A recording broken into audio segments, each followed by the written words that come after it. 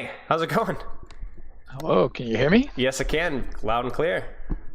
Great, great. Appreciate you I'm doing this, currently by the way. being harassed by a cat, Oh but dear. I'll make sure she is not a distraction. No, it's fine. Trust me, I've everything that could possibly go wrong in stream. I had to stop pause a coaching session for like 3 minutes because my cat was yowling. So that was everything that could possibly go wrong has gone wrong. So, well, for those of you who have been living in the Rock, Casores, will you mind introducing yourself for those?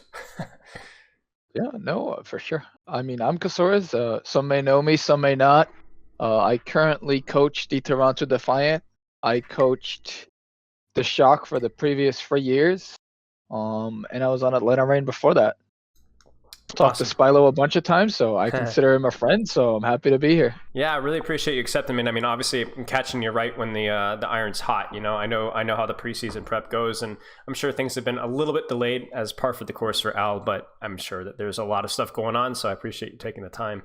I watched the Yiska interview, and there was a lot of really interesting stuff there, and I spoke about this with you in our messages, but I wanted to go make this more personal, and not necessarily just on like what Toronto does, although if there's anything new there, I'm sure we'd love to hear it. But I want to know more about like you and your past in coaching, what got you started, your time in Atlanta, Yab, 1 Point, all that foolishness, because I think one thing that's not out there enough is biographies and some of the more interesting people in the community, but also just in terms of speaking coach to coach, I'm sure there's a lot of coaches out there that would be very fascinated about like what got you started, what motivated you, any interesting stories along the lines, and then any secrets from the coaching, from the Coach Krusty tree, you know, that you picked up along the way.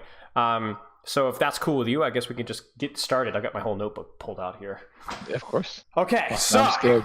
yeah, trust me, I did my research. I knew a lot about you already, but I went extra deep. So okay, so I guess what got you into Overwatch coaching? I see that you started with 1 Point with the likes of legends of like Scalar, Fat, Mirror, Brucin. I mean, I know all these guys. Scalar, Fat, Brucin especially were good friends. But before even that, what got you into Overwatch, and then what got you into coaching, I guess, to start with? Oh, before Overwatch, I played a ton of League of Legends. I made it to Diamond 1, and I was playing on some like Dutch teams, right? And I wasn't like super good, but I was all right. I won a few lands. The chair I'm sitting on, I won at a LAN tournament I played. So, but it was all local. It was all fun. But that made me discover like I love competing, you know. And I did that from like what 14 to 16. Played a bunch of League, played a bunch of That's wild. Hearthstone. And then, you know, League had already been out for a while, so it's hard to break through, and honestly, I just wasn't good enough. And then when Overwatch came out, I didn't initially start as like, oh, I want to be a pro player or anything, you know. I just started playing it. I started liking it, and before like you know, the Overwatch like anything started, there was like no ranked. There was just click play. And like people would scout, and I'm not kidding you, people would scout off of clicking people's profile and looking at like their damage per 10, their deaths per 10, you know? So I was just playing a random quick play game, and like this, I don't even know what players anymore, but they were all like once rank came out, they were all like pretty good. They were like, well, in season 1 it was still numbers. They were all like rank 80 or something, you know? But they were pretty good. And then I was initially a main tank, and I just started playing main tank, and we started playing like the Gosu Gamer weeklies and stuff, and you know, we weren't like super good. We got like top 8 or something a few times. But that basically like got me like, oh, I like competing, you know, I like playing tournaments. And then I joined another team, and they already had a main tank, and I discovered, you know, it was Mercy meta. Res was super broken. You could res like the whole team in one go. So I started maining Mercy. And then, you know, we go from 1 point to another. And then eventually I kept playing main support, and I just kept having fun. I kept grinding, you know.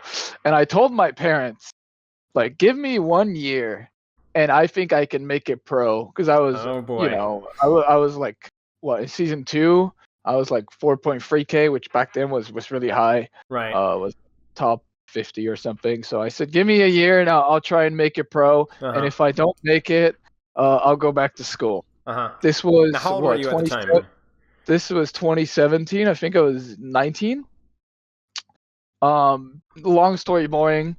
Basically, I failed miserably. I never did anything good and just like played like tier 3 tournaments for like a long time. Oh no. And and then this was even before like contenders or anything. But I basically Yeah. made that gamble.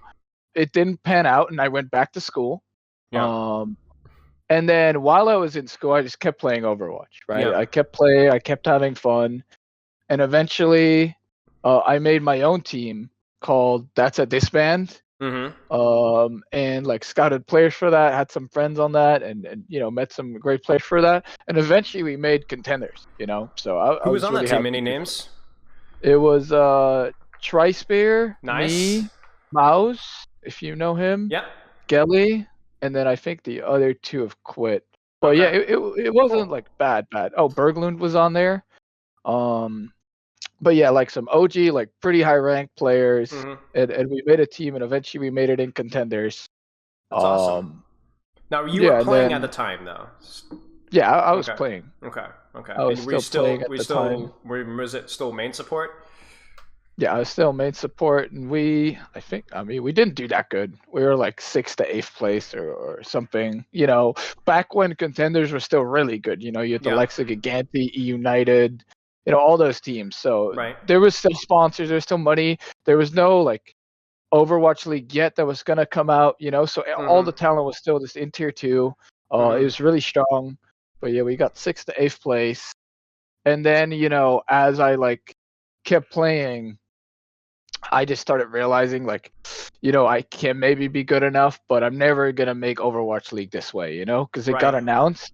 So I can keep playing for fun, and that's great. But then eventually, because I'd been leading like my teams, and I'd been like almost in-game coaching because I'd been calling a lot for main support. Right. My mechanics weren't amazing, but I like to say I called through, like I carried through calling. But that can only take you so far. And then yeah, I got contacted by One Point, who had basically already had this team. They didn't have a coach before, Mm-hmm. and they were looking for a coach. Mm-hmm. So I'd been talking to Mira for a little bit, who Mm-hmm. was still the main player on that team. Mm-hmm. I think this was before, like this was as Owl started, like season 1 Owl. Yep. And yeah, it had players like Mir, Brusen. I think we still had Scalar and Fat at the time. Mm-hmm.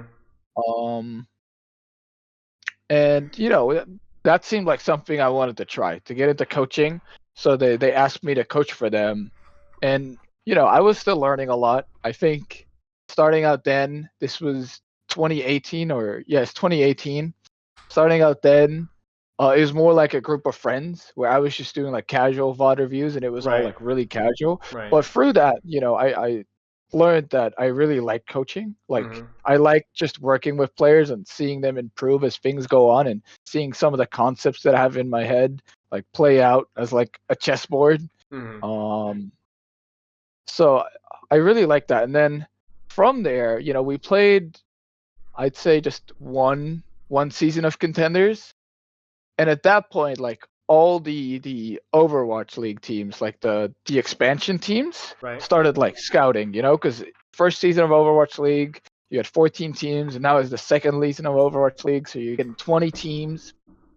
So these teams start coming in new, and actually Aero, who had Mm-hmm. been on the Dallas Fuel at this point, what he had done is he made a Discord for like all contenders coaching. So he made a big ass Discord. He put like some guides in there and some pointers, and he wrote up a few pieces of like how to be a macro coach, how to be an analyst, how to be a head coach. Right. And he just had like very broad, like this is what you're supposed to do, like kind of a Discord to like teach Sure. coaches that are in tier 2 that are looking to go up.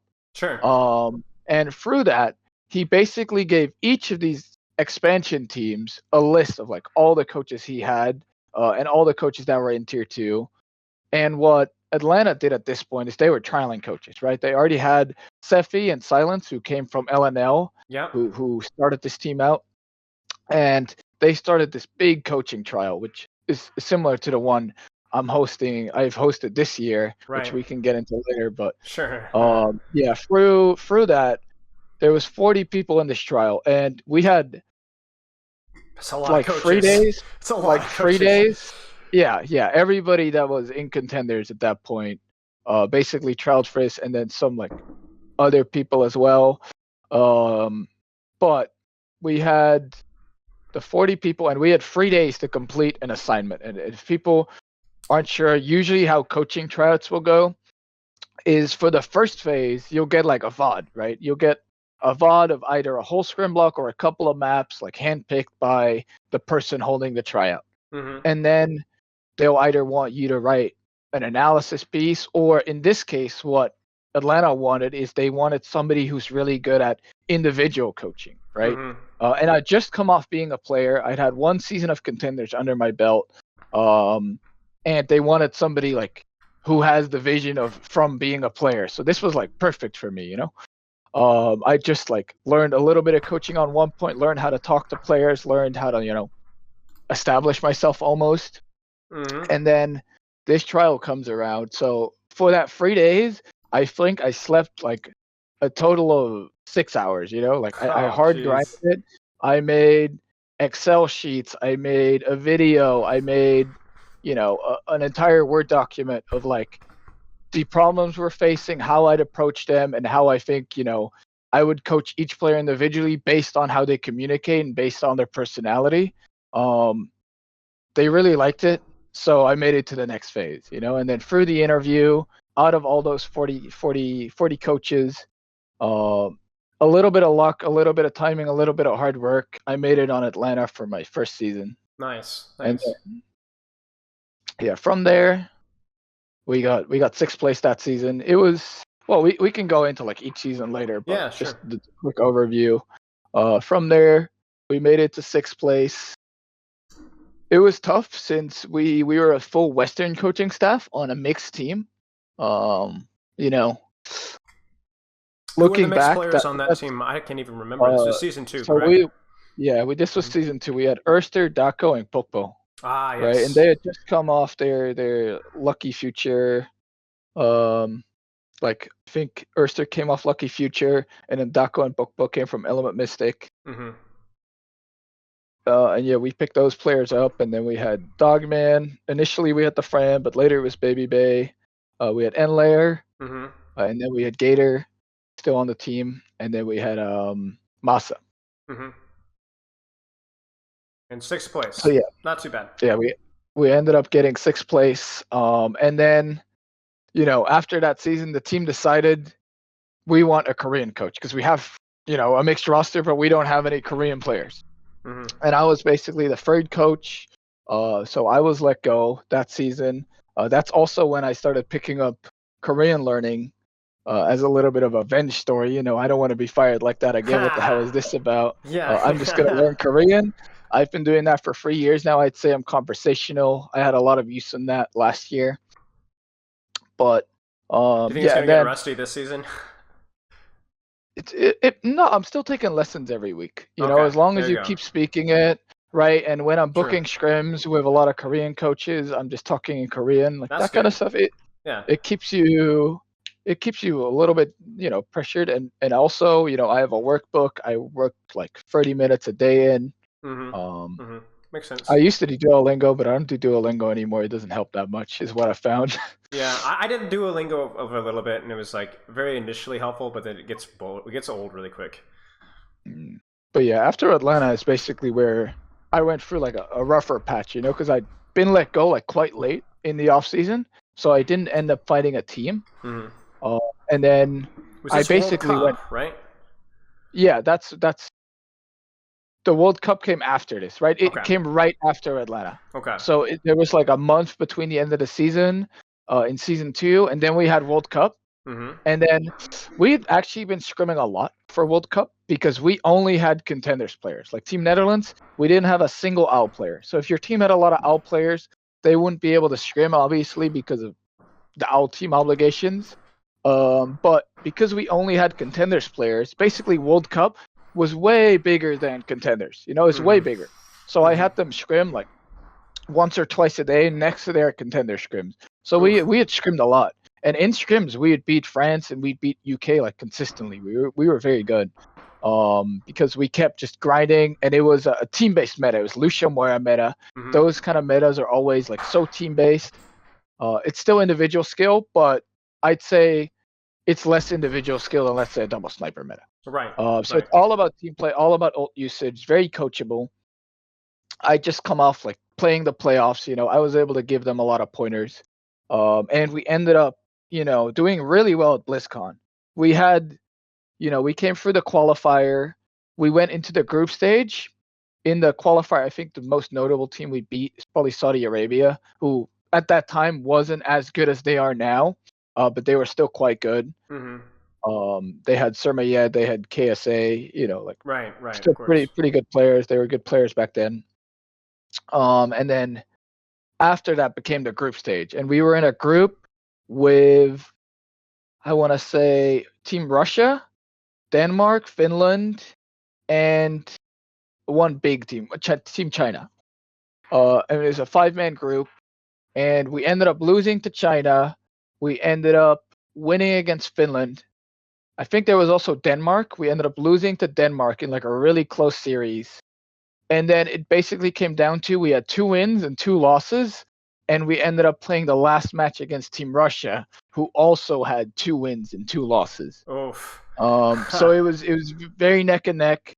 And we ended up going into that game. I told the players, we are in these booths, and Right. there's just 6 tables, and there's literally a curtain. And then there's another 6 tables with the next team, and there's a curtain, and there's another 6 tables with the next team. So I told my players, whenever you guys get a kill, you're going to scream as loud as you can. Whenever you use an ult, you're going to scream as loud as you can. This is mental warfare now. And we ended up, the whole room ended up complaining about us because we were so loud whenever we'd win a team fight. When players are winning and they start screaming the names louder, or the next fight, they're like, I'm going to use this ult, and then they use that ult and they start screaming louder when they're killing somebody. That's great. That's how that went. And then we ended up 2-0ing that series and making it to the, stage, top 6. Right. Again. And then we ended up falling in a pretty close match to Team France. So that was, it was great because Team Netherlands was basically like a Cinderella story. We had 0 OWL players, and we ended up beating all these teams that had OWL players. Right. It was Trisphere. Was it A10, Don? I forget the main support as well. I knew the main support. We had Crusade. Trisphere was our support line. Trisphere, yeah. And then we had Don, Brusen, and we had Jonah, Facility. Yeah, and then Facility. A10 would also come in for maps. Mm-hmm. That's right. That's crazy. That's such a stacked roster on hindsight, but like you said at the time, no Overwatch League players, not a single one. Yeah. Brusen actually got picked up based on that World Cup. Yeah. And then, later on, Don got picked up. But Brusen got picked up just based on his performance at the World Cup because his Sigma was very, very good. Yeah, that was just the end of Goats meta, right? The Reaper Sig, Doomfist foolishness. Yeah, we'd play Orisa, Sigma, Lucio Moira, because the shields were too OP, so you had to pick a comp that just went through the shield. So Doomfist was really good at that. So you'd basically play a comp around the Doomfist. Mm-hmm. Makes sense. But yeah, after that, I was, let go of Atlanta. And this was basically after most teams were already formed, because in season 2 and 3, it was still very contested. Everybody made pickups right away, because otherwise the best players would be gone, especially all the contenders talent that was still there. Yep. So everything got snagged up very fast, and I ended up falling a little bit behind the wheel. Mm-hmm. And from there, I basically went back to contenders. I vowed to learn Korean. And this was your time with Yab at this point, correct? Yeah. So Yab, I wanted to do next to streaming. So I started streaming almost full time, 4 to 6 hours a day, almost like you're doing, right? And I started helping Yab out because I had a lot of friends there. Don was playing there, Jonah was playing there. I was doing that on the side. They really wanted me to help out as a coach. So in the start, I wasn't too focused on Yab. I was mostly focusing on streaming and reviews and getting still getting the knowledge up and making content. But as I got more and more involved in Yab, I started focusing more and more on contenders again. And toward the end of that contender season, I think we got fourth place or so. We didn't end up doing like as good as I think we could have. Yep.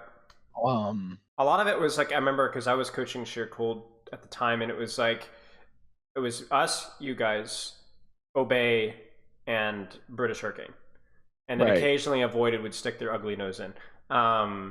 But it was a pretty. I think it was like the last really truly super hyper competitive European contenders. I think there was a lot of great players at that point in time, and I think since EU's kind of taken a dip, but that was I have a lot of fond memories of those times coaching and playing up against you guys. Yeah, no, those are very obviously British Hurricane was the best, but there were metas where we would contend against them. One contender season, I think we got second in Mm-hmm. like a 3-2 finals against them, Yep. where we should have taken it. So it was close. Like we'd rotate those four teams, and British Hurricane would always be the best team. Yep. Yep. Um, but yeah, I also have some good memories still about that.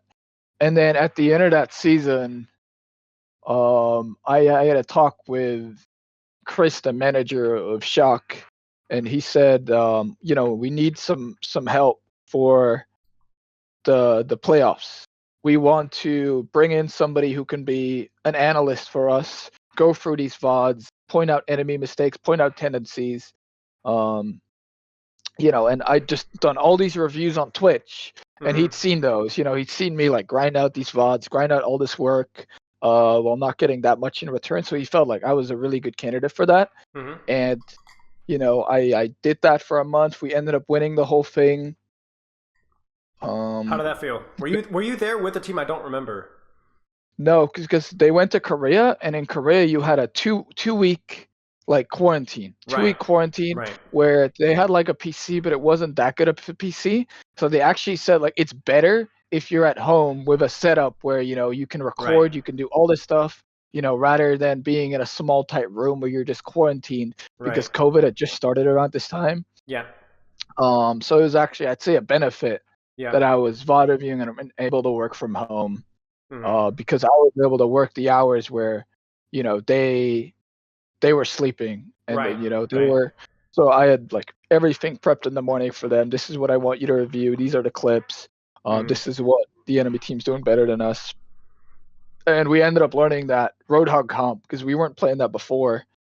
In like 2 weeks time, I'd say, and we ended up becoming the best at it. That's Also awesome. because you know the Roadhog comp was very very strong, but also because we had some really good sniper players. Obviously, Onsen Striker, Right. and Moff on Mercy, Mercy being his best character. It ended up being a good meta in a meta where Shock was pretty meta resilient. One thing I remember very fondly is that every team at some point started playing the Ana variation of that comp because the Ana is very good against the Roadhog who's just waddling about. Yep. You can nade him, you can sleep him. But I kept saying, our strength really is that ball tracer Zen comp that we Mm-hmm. would play on control every time, where the ball tracer would go on point. Mm-hmm. And we'd play the ball hog, right? Because hog was still broken. Yeah. And we would play the Zen with it, and we would, continuously keep beating all the teams that were playing Ana until like 2 days before the actual like playoffs started, Yep. like in Korea, and we started losing scrims against the Ana comp, and our players started having doubts. Is Mm-hmm. the Ana comp better? Should we swap to the Ana comp? We started putting Twilight in on maps, rather than Violet because of the Ana comp, Um, and eventually we decided to stick with our guts because of a few arguments we had, but we should play to our strengths, stick to our guts. Violet is a carry Zen. This is a good meta for him. And I think that really ended up paying off. Well, obviously it did, rather than, making the full swap to the Ana comp. Right. But we hadn't lost a scrim in the 2 weeks that we were there until like 2 days before. Oh, And that's then we lost brutal. the scrim block to Philly, and we lost the scrim block to Shanghai because we didn't have that many teams to scrim, right? Right. So that like put some doubts in us. But we the coaches and Krusty just kept saying like we're a match day team. Don't get dissuaded by this. We'll play on this, and this map, but the rest we're sticking with our guts, Right. And we ended up dropping every single escort map and every single 2CP map, but we won every hybrid and every Koff map. There's your And since irony. Koff was always the tiebreaker, we ended up winning the whole thing, just winning Koff and hybrid. Oh my gosh. And I'd say it's mostly off the back of that ball tracer cup we were playing. That's wild. That's wild. It's always tricky finding that balance, knowing when it's good to kind of like let up and lean into player confidence, but then also, like you said, it's like you got to stick to your guns sometimes too. Like that must have been really, really spooky. But you win your championship. How did that feel for you? I mean, that's crazy. You're coaching contenders, and then all of a sudden you're winning the Overwatch League. Yeah, it is wild. It was pretty surreal. Also because I know I like contributed a lot in the end, Yeah. But it's not as good as like being a full season with a team, Right. But I was very happy. That was basically my restart into everything, Right. And then because I did good work with the Shock, and I liked them and they liked me. I was brought on as a coach for the last 2 years. Mm-hmm. And our first year wasn't as good as people expected it to be. Right. We ended up getting 4th place in the very end, but I'd say it was a rocky season. We never made, Hawaii. Yep. We had some troubles adjusting to metas. Yep. We had the, famous like putting Violet on Lucio, that kind of stuff. Yep. FD God, Tayo. There's even some controversy about like how good of a player is Nero, obviously, and then Glister ends up letting go. Super ends up retiring. Kind of a weird season in terms of like player controversy and discussion. Yeah, well, Super was still with us for that whole season. He didn't, but yeah, Striker ended up retiring in the middle of that season. Oh, I forgot about that. Right, yeah. Ouch. So it was a tough season, but I'd say we did the best we could. And we ended up getting 4th, which is definitely not bad for any team that's not the Shock. But when you're on the Shock, people expect you to get 1st, and then 4th feels like a disappointment. Right. Which I think on every team that I'll be on, 4th or 6th or whatever place will feel like a disappointment. But 6th place on Atlanta felt better than 4th place on Shock that year, Yep, 100%. Because, yeah. That makes sense. So just about the expectations you have. But I'd say we did the best with the things we could. And then, obviously last season went by very quick. I'd say the longer I've been in the Overwatch League, the quicker the seasons go, almost. Maybe this season will be different because it's my first season as a head coach. But I'd say, this season went by very, very quick. Obviously, it started a little bit late, but it didn't end that long ago. It ended in November. No. Well, last season was a weird one. Was an odd one in terms of like the roster, because obviously sticking with the mixed guns, but obviously not having a main tank until late in the season. Kaluj pulling the monkey duties and obviously pulling them really, really well. Violet on main support. I'm looking at my notes here. What was this season like with obviously Proper? Everyone's talking about Proper, but I think your team play as a whole gets slept on. As somebody who scrimmed against you guys and studied a lot of your VODs, you guys were playing at a high level regardless of the position. What kind of a role did you have in making that happen? I guess coaching Kaluj Monkey, being essentially meta-proof in a situation where, they don't have a main support, they're going to be bad in Monkey Lucio metas, but you guys were not bad in Monkey Lucio metas. So how did you manage to pull that one off? Oh, we were actually very bad at that first stage, I'd say. We ended up pulling it together later toward the end, playing a very different playstyle than a lot of teams. Mm-hmm. But, we obviously intended Super to be on the team. And then, he ended up retiring just not like a long time before the season started, but also not like too short. Yeah. But there was basically no main tanks left to sign. Right. So, and we didn't have a main tank or a tank in general, because we intended Super to be our solo tank that year, because he is so flexible, right? He played Hog before, he'd even played D.Va before, he played off tank in contenders. So we thought he was the perfect tank for Overwatch 2, Yep. So we intended to go solo tank, and then that fell through, right? So we already had an eye on Kaluj, right? In case we needed an off tank. But as soon as that happened, we were like, okay, we have to sign somebody now. Kaluj is looking amazing. He might not be as flexible as we want, but we think he has the potential. Right. And then we start out, in scrims, it was still a Zarya meta, right, at the time. So we started out with an off-tank meta, then it went to like a Diva meta, and then just before stage 1 started, it became a Winston meta, right? Like, you know how hectic it is, Yes. but so it became a Winston meta, and Collusion never played Winston before. Right. And we were there. Do we have to sign somebody now? Who are we gonna sign? There's nobody, right? Right. There was obviously Mikey, who we ended up signing later. But we felt that with the experienced like team we've got, we can teach Collusion how to play, but we won't teach him in the way of like he has to lead the team. We taught him Winston in the way where you play Winston like an off tank. We have carry players. We have Proper. Let's let Kilo and Proper do their thing, and let's play for them, right? So he was almost the only Winston in the league who played a counter dive Winston style, and we would just bubble their nades because their Ana kept speeding on us. We would just for Kalush, all you have to do is bubble their nades, and we'll win, right? Right. And that's what he ended up doing. People made fun of him as the backline Winston, but everybody started copying our playstyle. Like 3 weeks in, everybody started copying our playstyle because we just like played that style really well without like having like a true Winston player. Right. And then obviously later on in the season he became way better at Winston, right? In the playoffs he did great.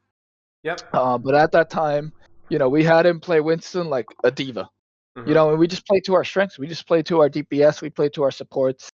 And I think this is, the beautiful thing about Chuck coaching is we recognize the win condition and we know like what our players' tendencies are, so we can make a decision on how we should play. There's a lot of teams that were forcing like play styles where maybe that's not, how their player wants to play or how his instincts are.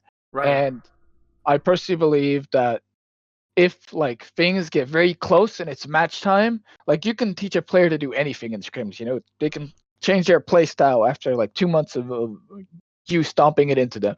But when it gets like map 5 in a mad series, people will revert to their instincts, and if their instincts is not that play style, they're gonna choke. Right. Well, they so you have at to that play point around. in time, Yeah, So you wanna play to what is comfortable and almost thoughtless for them, right? Right. So that's what we ended up doing in stage 1. I think we got 4th, which is not an amazing result, but considering we had just picked up an off tank and it was a main tank meta, I don't think we ended up doing too bad. And then stage 2 is like really when it started getting pulled together. It was a double flex support meta, amazing for us. We had Finn and Violet, probably along with Glads, we were probably the 2 best double flex support lineup backlines in the league. For sure. It was still like it was a flexible tank meta. You could play a lot of tanks. I'd say Doomfist was very, very strong then. But you could play a lot of comps, as long as you had the double flex support backline, which London didn't agree with, but London was an anomaly. You could flex your tank. You could play Monkey. You could play Doom. We played Diva at some points. No other team did, but we played Diva at some points. And guess we're good at it. I remember Eichenwald versus you guys. The collegiate work. Yeah.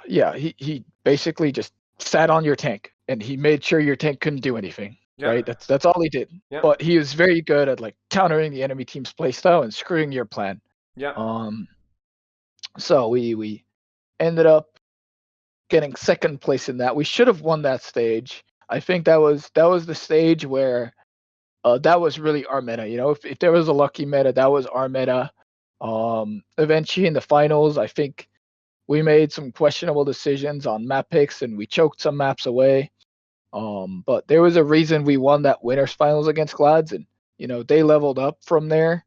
But we almost leveled down, I feel like, in the 2nd matchup against them. But that was a very good meta for us, obviously because we had the 2 strong flex supports, and we had Proper and Finn, who I think are the best, well, indisputably are the best Zen Tracer combo in the league.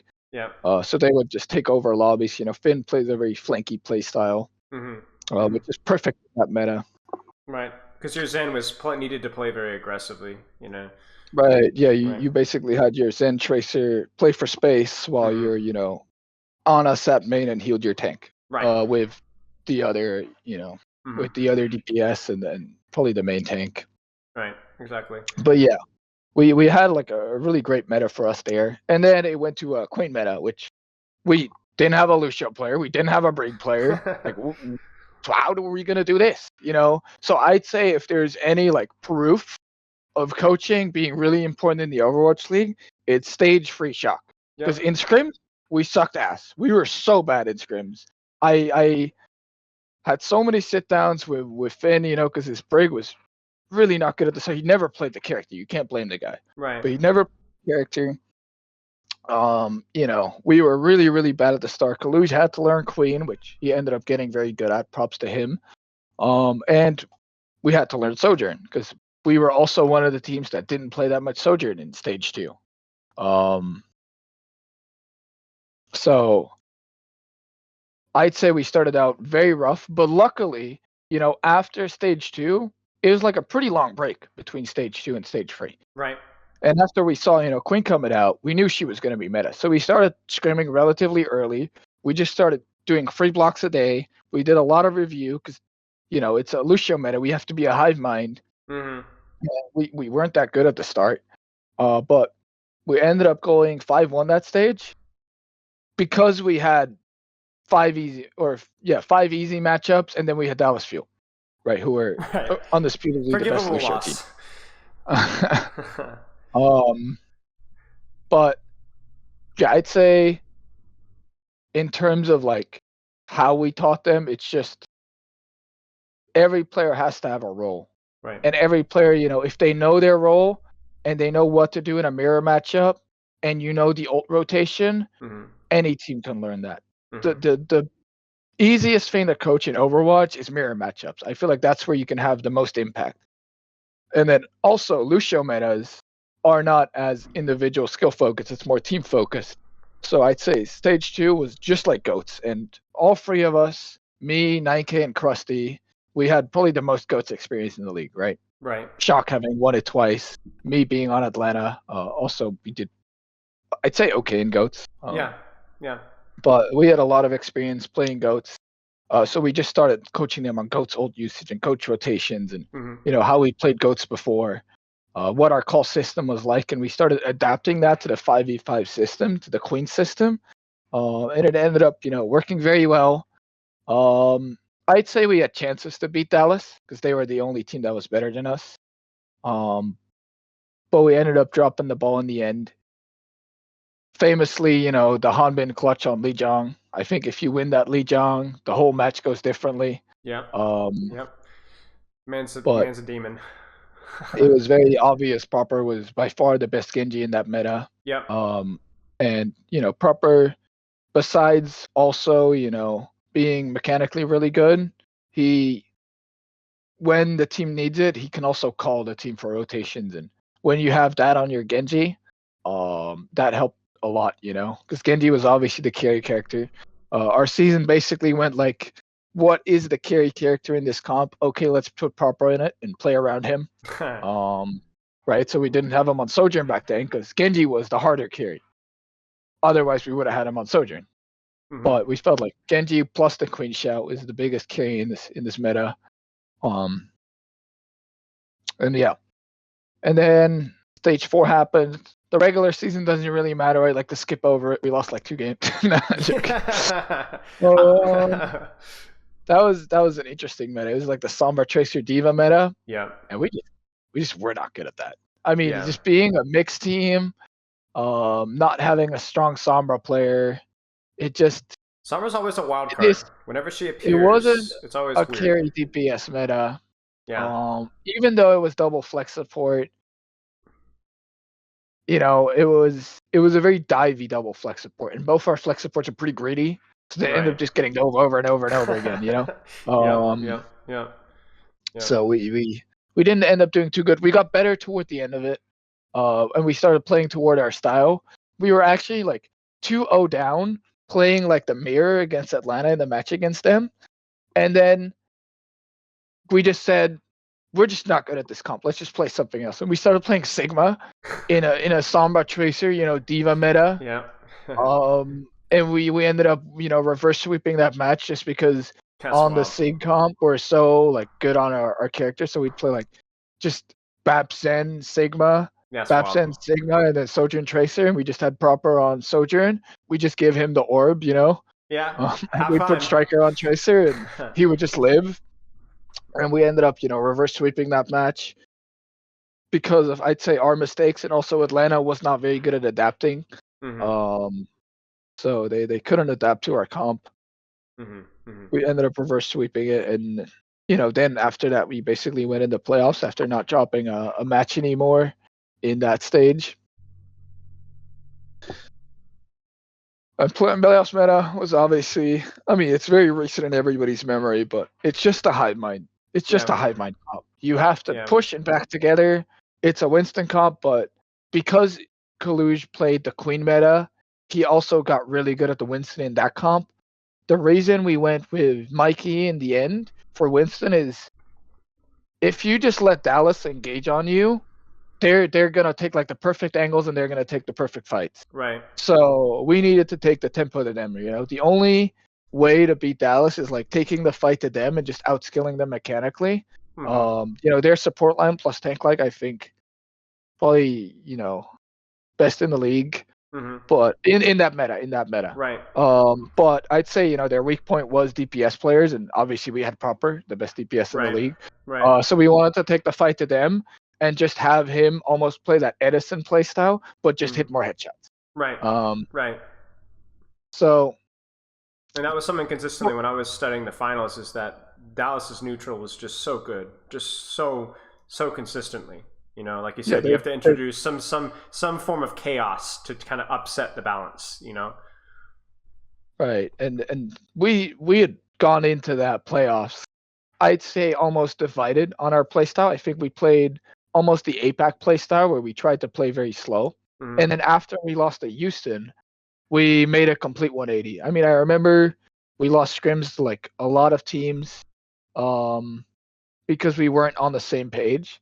And then after Houston, we just sat down and we just showed the team examples of like, you're just not on the same page. What are we doing, guys? And then before every match and like every scrim and every warm up and every time we lost a team fight, all we'd say is just same page, guys. Even if it's bad plan, just same page.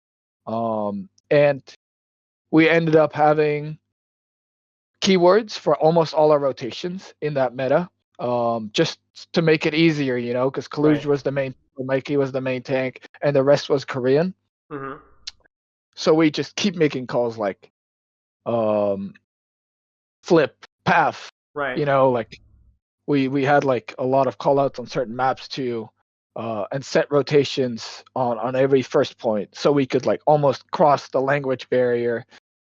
Because it's not as easy for Proper to make plans in English, or like any Korean to make plans in English. Right. Right. But if it's simple, can remember it, they know what it means. Yeah. So we played simple Overwatch. We just started going in. We had everybody just go into the Winston bubble almost every single fight, wherever that Winston bubble was, And I'd say throughout the playoffs, we started playing more and more as a team. Famously, Lip had probably his best game in the playoffs against us, but through like really, really good team play, we ended up, even beating Shanghai that match, and ended up beating three out of 4 of the APAC teams and then knocking them out of the tournament. And then obviously we had, our rematch against Houston. We played way better as a team. We free out them this time, and then went into the finals, and everybody must have the finals like pretty into their memory. Yeah. But do you think was, that you played well in the finals, or do you think that that was a winnable game that you just left it, just didn't quite perform up to snuff? I think the Esperanza we played, we threw it away. We threw that map away. Really hard. We were way ahead, and then there was just one fight where we blew 4 ultimates and they just disengaged. And after that we choked that really hard. Obviously Dallas Field being very good on push, but we get the advantage there. Once you get a big lead on push, you should never give it away.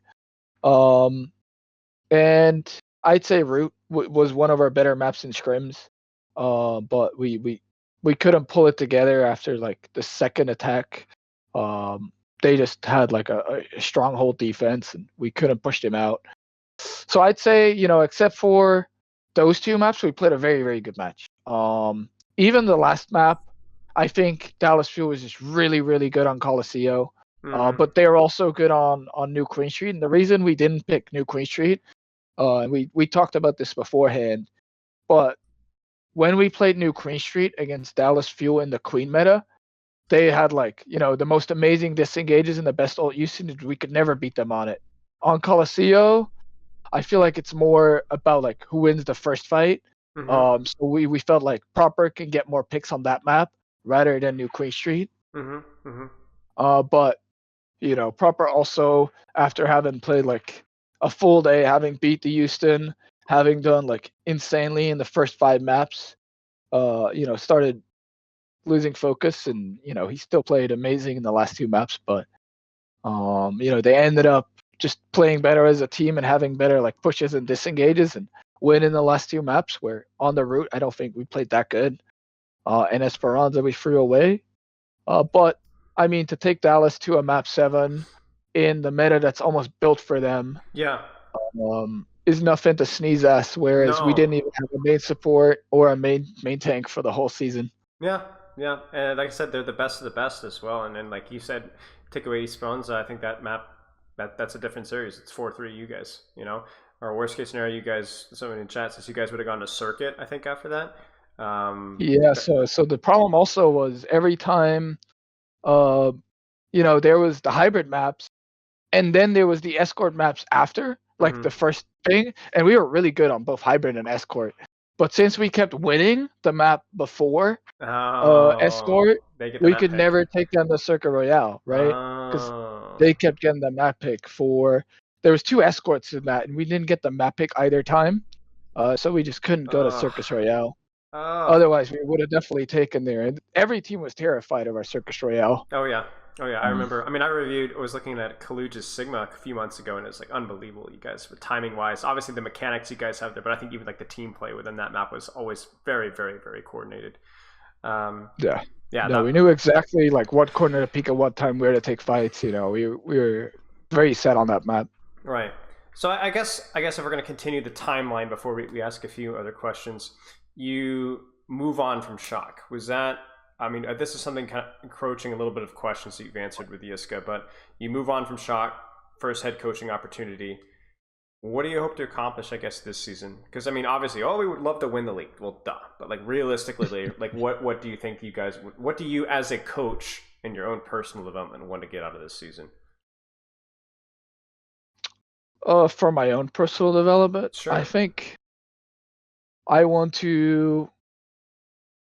I've learned like leadership a lot and how to people management on the past teams I've been at, but to have that autonomy and to make every decision, that is, a new level. I think I want to, develop myself as a leader, not just about my in-game knowledge, and become like a figure that in 10 years when people are no longer playing esports, people can like look back at me and be like, he wasn't just a good coach, he was also a good person, and I really learned a lot from him in and out of game, Right. So I think a lot of that. Go ahead, sorry. I think a lot of that is people skills, but I think throughout these years, hopefully, that I'm a head coach, I want to like keep developing in that. Sure, of course. And what of that have you learned from Krusty? Because as I said earlier, you are a graduate of the, for lack of a better term, the Krusty coaching tree, right? So what are some of the biggest lessons, I guess, that you've learned from him, or the way he handles things? I can't give away all the secrets, obviously. That would not be ethical. But I think one of the biggest things I've learned is, like I said earlier, right? You have to manage people in your team, and you have to like look at their instincts and what kind of people they are and how to like coach each individual. And I think that's something he does very well, coaching people based on their personalities and managing them and putting them on certain maps based on like their strengths. and evaluating people and evaluating their strengths. I Right. think those are some of the biggest things I've learned from him throughout the 2.5 years that I've worked with him. So almost looking at the personalities, not just the hero strengths. Yeah, Yeah, yeah. that's fascinating. That's definitely unique, and I think it makes a lot of sense. So I want to rewind just a little bit here because one last question, maybe not exactly related to Overwatch, but you got into fitness. I don't know when that was, or if that was something previous to Overwatch. When did your career in fitness, not career, I guess, but your interest in fitness kind of begin, and how has that kind of sustained you over the last few years in the video game world? Like any dumb 18-year-old, I went for a breakup. I thought my heart was broken at 18, so I was like, I have to find something to fill this void. So I started hitting the gym when I was 18 years old, and I was a twig. I was like, level. Well, maybe not that skinny, but I was really skinny, like twigs for arms. Um, and throughout just 2 years of doing it for myself, and then started looking into like how can I apply this to my teams and how can I teach this to others in my personal fitness journey. I'd say I've been going to the gym. I mean, off and on. Sometimes I take a break, but usually I go like 5 times a week, and I change my schedule up every time, and I make schedules for others. But I'd say the most notable thing in like I'd say fitness like career is that last year, it was pretty funny. Like people came in and initially just Kaluj wanted to go to the gym, Right. and then I would go every day, and Kaluj would go with me sometimes, and eventually Proper started going, and he would go every day, and eventually Kilo started going, and he would go every time. Mikey came in, and he would go, so I think just leading by example and showing them and helping them out where you can. I think Proper was definitely the most dedicated in the gym, and eventually he started squatting 225, like more than me. Nice. Um, Nice. That's crazy. Good for him. yeah, So what you're saying, yeah, no, proper squats and deadlifts. no, I never had him deadlift. I Well, think in game, I guess. deadlifting. Oh, yeah. That's I wild. thought you meant in the gym. You're good. You're good. That's crazy. I mean, that's awesome. I think leading by the example there. So obviously we've talked about a lot of teams, and so this is going to be the broadest question of all of them. Are there any interesting stories, funny things that you learned, anything to share from your seasons going back to 1 point, ATL, Shock, World Cup, YAB, anything that you've just been dying to talk about or tell about or share from that very broad time period? Ooh, that's a good question. Yeah. I think what I'd like to share with everyone is even I think what's kept me all this time is like even if I've had setbacks or things that didn't go my way, like with Atlanta, um, or like with my breakup when I was 18. I think putting your energy and wherever that energy may come from to like do things like I got kicked for a Korean coach, so I started learning Korean. Very spiteful, but it ended up helping me later on. I think that is one thing that's kept me going all this time, and I think that's one thing that everybody can learn from a lot. Um, Funny stories. That's a good question. God, I remember back in season 1 or season 2, sorry. We were in this big ass rain mansion, right? It was absolutely massive. It was fantastic. And we would go into the hot tub like a lot. Like we had a hot tub. Yep. It was almost somebody would be in there like every night just after scrims just decompressing.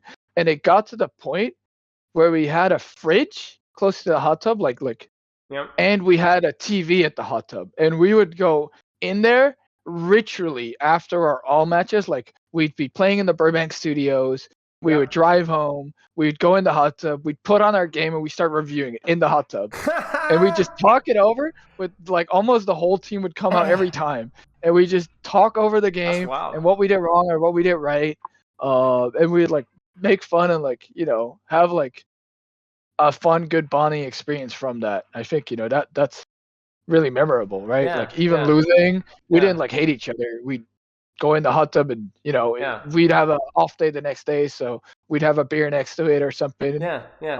So it's like And a we low just pressure way of casually like, watch it, right? yeah, yeah, And then later on, we do like actual reviews before our scrims or before our next matches on it. yeah, But it was yeah. like, it was like a very good way to, I think, decompress and talk about the game at the same time.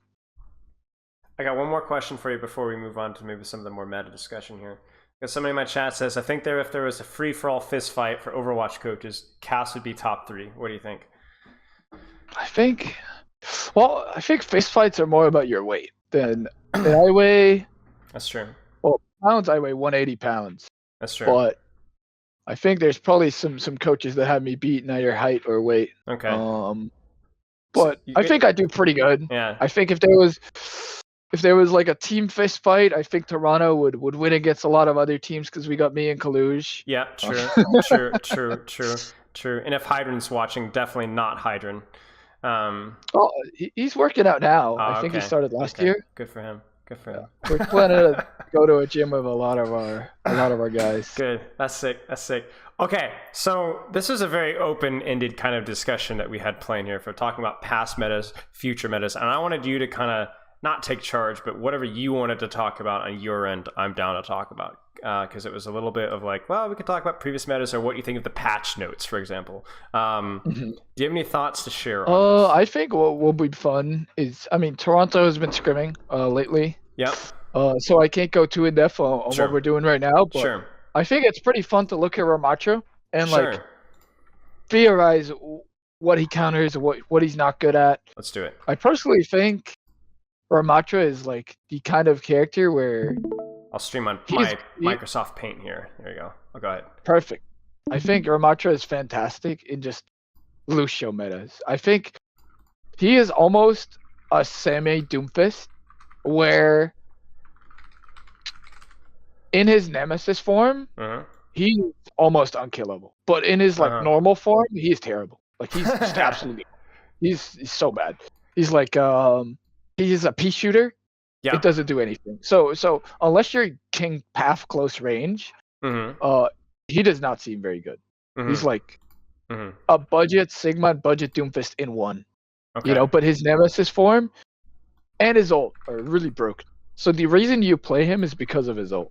And if you know anything about Lucio metas, very good when you can just keep farming ults. So I think in the future you'll see Ramatra almost exclusively with Lucio comp. Right. That's what baited me about the heroes, because I see this initial like trailer and you never want to like immediately jump to conclusions until you've seen something. But I was like, oh, that gun looks pretty good, his caster form or whatever it's called. But then like you said, in actual execution, like, oh, he's horrible. He's got no armor. His shield's on a massive cooldown. The projectile speed is like really, really funky. But man, like you said, when you pop the fists out, it's like get amazed in the ring. It's like oh my days. It's like this guy can hit hard, and so therefore you want to be able to close the distance. So here's a question for you, and maybe you can't answer this one as well. But like when it comes to ult design, I've been a big hater of the ult design. I think it's atrocious. What are your thoughts on the ult? It's obviously powerful, but what are your thoughts on the design itself? Well, the problem with it is if you don't have a Lucio, you can't get in range of people. Right. So you innately need a Lucio with it, which I hate. Like you needing a character just because you're playing a different character. I think they've gone a step in the right direction and not make it infinite. Yes, obviously, but I still think it almost feels like a Hammond ult, but way better. It's like insane in overtime fights. It's the best ult in overtime fights because you have to touch the cart and his ult just goes forever. It goes 20 seconds now. Right. But if you can kite it, it's useless. Right. That's a good point. It's like when you have an ultimate that is completely worthless in certain situations, it doesn't feel super good to use. But in other situations like a mirror, any sort of Lucio brawl composition, it's oppressively strong. And so it somehow like feels maybe underpowered in some circumstances, but then wildly overpowered in others. I think that's where we have to question a little bit about its design. Do you have any ideas off the top of your head of what you do to expand that, or is it just what we have to live with for now? I'm not quite sure. Like the way the character is designed is around the Nemesis form, right? Right. And the ult enabling the Nemesis form is very, very strong. That's true. But I'd say one of the biggest issues with the ult is just that you can cancel like the Nemesis form, and Yep. then you get 200 armor again. And between the Yeah. self healing and the armor, it's really hard to kill him. And Yep. like Kiriko Suzu and whatever else he gets. Yep. Yep. Um, so I'd say that's almost where the problem lies. Is that True. he gets that armor and then he gets the invulnerability, Right. and there's no way to burst him through the ult. So he can just stand in your Kiriko ult and just not die because he can block while doing it. So he's blocking, taking like 60 or 70% less damage Yep. from that. Yep. And then he also has his armor and that stacks. Right. Like the blocking plus the armor stacks. I don't know who thought of that, but that needs to stop. It's like the right? old Brig rally with like the armor like used to be bugged where it would be like stacking on top of each other. Do you remember that? Way back in like 2018, somebody like calculated it in workshop was like, hey, armor's bugged, and Blizzard's like, oh crap, it's reducing damage by too much. Yeah. So, but when you talk about the cancel, you're saying you go into Nemesis form, you get the armor from that, you cancel, and then you go into the Ramatra ult, and then you get the armor again from. Right. Okay, that makes sense. So I've got a question in chat, which I think is really interesting. So we're talking about like Lucio comps, Brawl comps, right? The answer is like, why not play Reinhardt, right? Surely Reinhardt will beat that. Has that been tried before? What are your thoughts on the Rein versus Ram matchup? Well, I think the problem there is that Ram just provides a way better ultimate than Reinhardt, right? Like the Brawl feels almost equal. Ram like has better spam. Like just you can play slow and make the Rein come to you, and then once he comes to you, then you just pop Nemesis for him, and you just hit through his shield. And now Rein's buffed, so I can't tell you what the meta is now. Sure. But like previously, when Ramatra was still infinite, and Rein wasn't buffed, we've tried it. It wasn't even close. Like Ramatra could just almost run circles around the Rein and just punch through his shield, get Suzu'd, and because the rest of the team is also shooting Rein, it's not like you can just swing. That's true. And the problem with Ramatra is he can put a shield and shoot, but Rein can't swing and shield at the same time. That's true. So Ramatra can do two things at once, and Rein can only do one if you're just shooting him. That's true. So you just keep focusing the Reinhardt, and then Ramatra just gets more value if the enemy team focuses your Ramatra, That's and true. the Rein can't run through Ramatra, because then the Ramatra just runs at your team with Nemesis form and starts punching everyone. Right. So you can't ignore Ramatra because he does too much damage in Nemesis, and you can't match him because he gets armor with his Nemesis, and he can punch through your shield. Yeah. So that makes sense. And it's like you said, I could be doing damage while you're shielding, and then even just the caster form itself usually means that you can whittle down a little bit of HP, a little bit of shield before he even gets on top of you. You have the advantage there. Yeah. Right. Not something that a double fire strike doesn't quite compensate. Okay, so I guess this is more of a broad question here, maybe expanding beyond Reinhardt and Ramatra, I suppose. What are your thoughts on the balance approach as a whole? I mean, this has been a very hotly contested and very popular discussion point for a lot of people, and like how they're balancing the game has been the balance and response, and Sojourn Kiriko taking too long. Are good, fun heroes, honest heroes like Genji, Tracer, Winston, and Reinhardt too weak? Very, again, broad question, but do you have any hot takes or any thoughts or discussion points on any of those questions? That's a good point. I think Overwatch almost is there's a problem because what works in like ranked and what works in competitive plays is wildly different, the dev team was showing stats of like Sojourn and Kiriko having extremely low win rates in ranked, while in competitive play, because of their mobility, they're still like so strong. So I don't think Overwatch should be balanced around a pro play. Like, maybe this is wildly contested, but I think Overwatch needs to live off its player base, right? Because Overwatch League is not going to get viewers if the game is not fun. That's why Overwatch wanted so little viewership, because the player base was so low. Overwatch 2 has a way bigger player base, so they need to not screw it up this time, right? They need to just, in my opinion, need to make a lot of changes, right? Like if it's free time a season or 4 or 5 times a season, and just like keep swapping it up. Like I'm playing TFT a little bit recently, Right. and they just have a patch like every 2 weeks, and they just swap up the whole meta, and then the next build is OP, and then the next build is OP. So even if things are broken, I don't mind as long as it's a fun character, as long as it's not like Symmetra's broken or Right. Torva's broken. Right.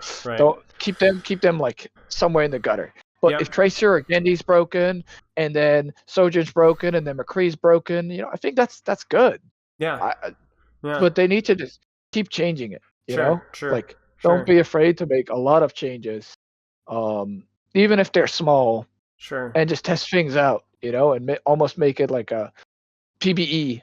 And then when Overwatch League is playing, it's fine to have like one meta where Hammond is just completely broken. Like Sure. right now Hammond is the new shit. He's really broken, but I don't mind that. Yeah, like Hammond's broken different right now, but just nerf him next patch.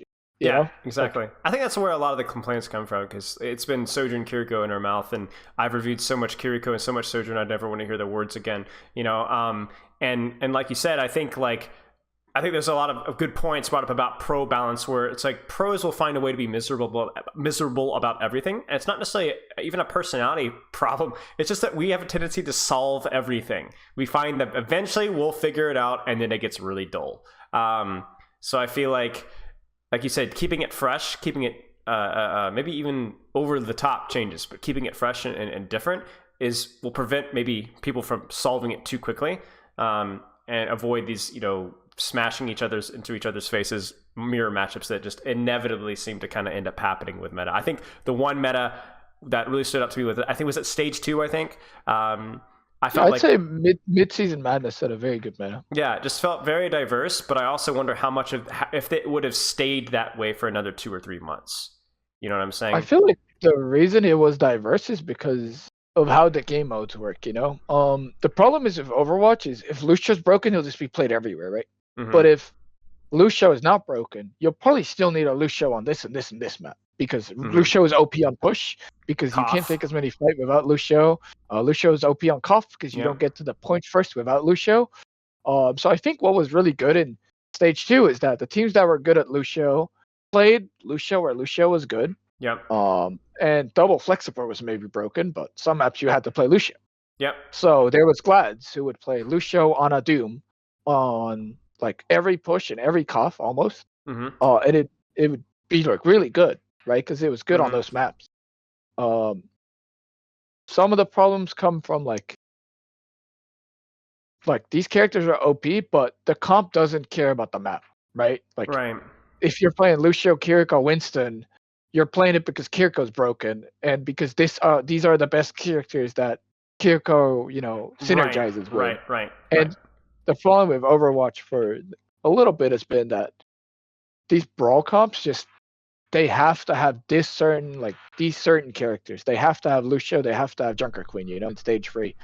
And that just fills in the rest, right? Like you can't intrinsically play Junker Queen without Lucio if you're playing against any other comp. Right. Imagine D.Va back in Overwatch 1, right? So many metas, you just had to pick D.Va because you had to have Matrix and Rotate, or you had to have Lucio's speed because you had to have Lucio's speed for Rotate or for movement or for push and for pull. And like you said, like anytime, like for example, like the previous meta, Sojourn's strong, Kiriko's strong, well, guess we have to play Lucio. And then eventually they find out what's the best tank that works with the hero. People are like, is Reaper OP? Well, no. He just happened to fit the composition the best, right? You could follow the chain. Do you remember back with stage 3, I was like putting like face palming at the change. Remember when they nerfed Inspire in the Junker Queen meta? And I was like, you guys don't know how to balance your game. That Brig is not OP. She just happened to complement. She just was a support that didn't get run over, right?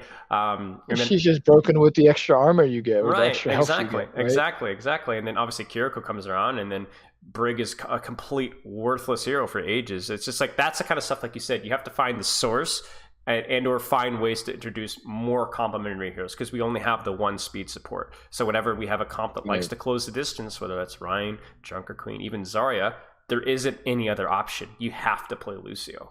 And I think, like you said, that's probably an issue.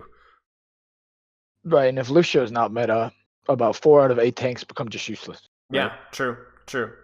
True. You can't play. And It's just how it is, yeah. right? And I think sometimes it's teams just copying what other teams are doing, but sometimes it's just you can't play anything else, right? Yeah.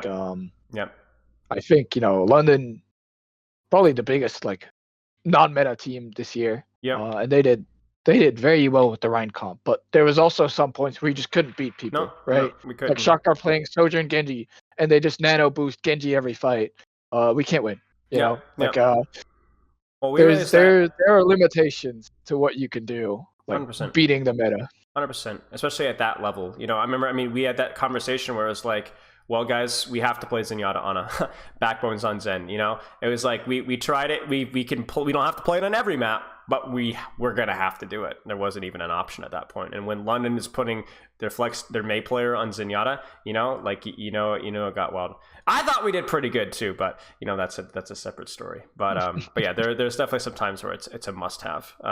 And obviously, like I said, you can still perform really well at it. Like the entirety of Shock's last season felt like that with Kaluj and Violet, and you guys finding ways to not only compete, but actually do really, really well on metas that you quote unquote shouldn't have excelled on. But yeah, I guess it comes back to coaching, right? That way I can pat your back and you can pat mine. Yeah, all coaching, not individually good players. But Yeah. it has to be a mix of the two, Yes. You can't become a champion without good players, and No. you can't become champion with just good players and no good coaching. No. It has to be a mix. No, 100%. And here's a question for you, a little bit unrelated. I felt like a lot of coaching value sometimes can also be about getting the players to step up as well, especially in a game like Overwatch where there isn't a lot of sideline coaching, because I don't know how you guys handled match day, but once we're in the match, and we're between maps, generally there's not a lot of crazy adjustments. It's just gonna be about the players actually executing what we talked about. So I feel like finding players that are able to lead and communicate and be able to make those adjustments on their own is such a crucial part. But I'm not sure what your thoughts are. Coaching in any sport, and even Overwatch, it's about enabling the players to feel like they can lead, or like finding the players that have these qualities and empowering them, right? Right. For example, just something very small, but something I did last year is Finn is a very outgoing person, and he makes a lot of jokes, right? Mm-hmm. So I gave Finn the role to say 3-2-1 fighting and have the team join before every map starts, right? And I feel like that's something that's like empowering a player who naturally, wants to make jokes and like talk before the match to like put some valuable input. And I would keep saying, like, if we make that 3-2-1 fighting strong, we're going good into the first fight. And if we win the first fight, we win the match. Right.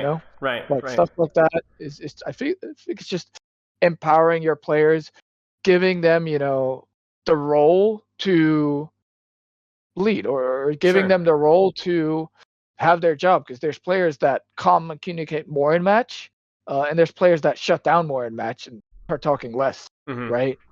So with the players that start talking less, I just give them rules. You have to call this, you have to call that. You have to make plans around this ult. You have to make plans around that ult. Know? Right. And that's how I make sure my players keep talking, because they have their role. And then the players that are more natural, that communicate more, I keep telling them, if you feel like you need to call something, just do it. Yeah, that makes sense. It's a lot like what you're saying with Krusty, with like utilizing the player personalities, like leaning into what already comes naturally to them. Makes sense. Well, Casores, is there any last thing that you would like to say? I would say any Twitch stream you'd like to plug, but I guess not. You got to plug your team. So, any last words here? Yeah, I've not been streaming a whole lot this season. Making a team is a little bit more hectic than just you initially might expect. Just a little bit. But yeah, we're about to go into the season. I'm really excited. I don't expect us to get first this season. I expect us to build a core for the next seasons, and that's what I want to do. I might have said this on Yiska's thing too, but I think if you've been like a middle of the pack team, funny meme, for your like whole career, like the top players don't just flock to you anymore. If you're Shock, everybody will play for you. Right. So what I want to do this year is make people respect Toronto again, make it a place where people want to go to. Right. And if I can create a system and a structure that works, the results will follow. I don't want to look at like I have to get this. I want to do better than Toronto's done before, and I want to make a structure that lasts. Sure. So I'll leave you all with that. Sure. I hope some Spilo viewers are inspired to now cheer for Toronto. I'm sure. And I appreciate being here. I appreciate talking to you, Spilo. I appreciate you giving me the time. Yeah, of course. I'm No. sure we'll talk again. No, absolutely. I mean, the pleasure's all mine, man. I obviously known each other for a little while, and always a pleasure to talk with you. And like I said, good luck with this season, and hopefully we'll see some good results. I appreciate All it. right, Good have a luck good with the night, rest of man. your stream. Cheers.